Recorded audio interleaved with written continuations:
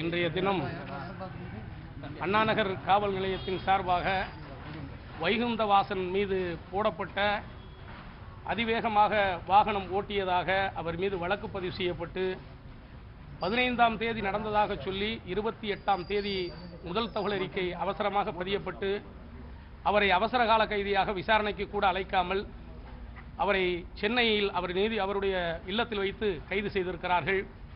அவர்கள் போட்ட இந்த வழக்கில் IPC 308 என்பதை நீதிமன்றம் நிராகரித்திருக்கிறது. அந்த வழக்கை ஏற்றுக்கொள்ள முடியாது என்கிற பட்சத்தில் மற்ற அனைத்து பிரிவுகளும் பிணையில் விடக்கூடிய பிரிவுகளாக இருக்கின்ற பட்சத்தில் எங்களுடைய வாதத்தை நீதிமன்றம் ஏற்றுக்கொண்டு அவரை நிபந்தனையில் விடுதலை செய்திருக்கிறார்கள்.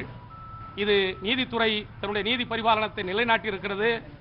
வளர்கிற அந்த பையன் அடுத்து படப்பிடிப்பில் ஈடுபட இருக்கிற காரணத்தினால், திரைப்படத்திலே நடிக்க இருக்கிற காரணத்தினால் அதனுடைய ஒப்பந்தத்தையும் நாங்கள் நீதிமன்றத்தில் சமர்ப்பித்தோம். எதிர்கால இளைஞனுக்கு நல்ல ஒரு வழிகாட்டுதலான நீதிமன்றத்துடைய பார்வை இருக்க வேண்டும் என்பதை மாண்புமிகு நீதிபதி அவர்கள் ஏற்றுக்கொண்டு அவரை பிணையில் விடுத்திருக்கிறார்கள்.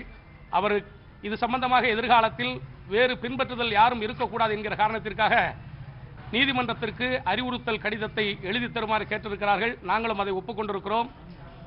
தன்னை தொடர்ந்து ஃபாலோ பண்ணுகிற தன்னுடைய தொடர்பாளர்கள் யாரும் எதிர்காலத்தில் இந்த மாதிரியான காரியங்களில் ஈடுபடக்கூடாது என்கிற நிபந்தனையை நீதிமன்றம் விதித்த பட்சத்தில் அதை ஏற்றுக்கொண்டு அவரை பிணையில் விடுத்திருக்கிறார்கள்.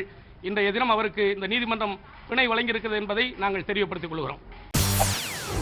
செய்திகளை உடனுக்குடன் தெரிந்து கொள்ள உடனே சப்ஸ்கிரைப் பண்ணுங்க.